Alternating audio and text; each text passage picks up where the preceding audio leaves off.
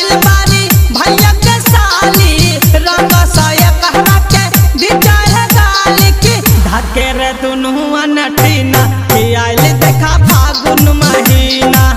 भइल बा माना कमीना कि आइल देखा फागुन महीना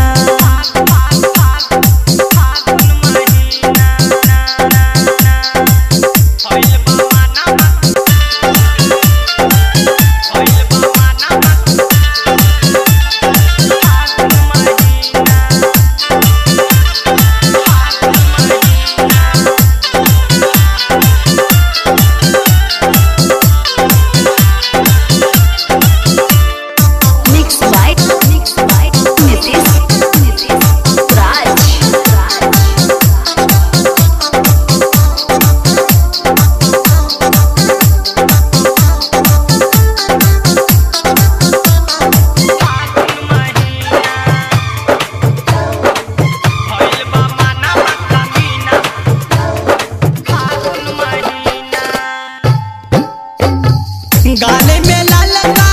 रंग पियर का गाले में लाल का गाले में लाल का गाले में लाल का रंग पियर का रंग सहारियर लेके भीतर का की जुएला तारे तर पसीना आइल देखा फागुन महीना की धके रे दुनु अनटीना आइल देखा फागुन महीना धके रे दुनु अनटीना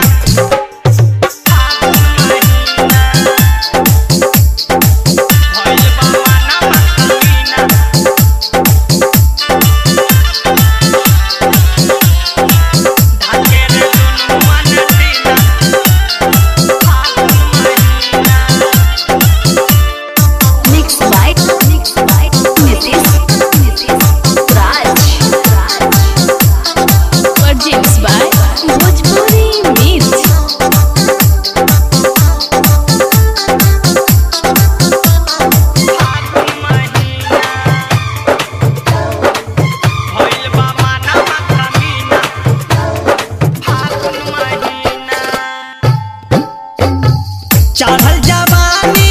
सोना के पानी चढ़ल जवानी चढ़ल जवानी चढ़ल जवानी सोना के पानी फागुन में मिलके करो समान मान की शंभू रंगी है चकर सीना आइल देखा फागुन में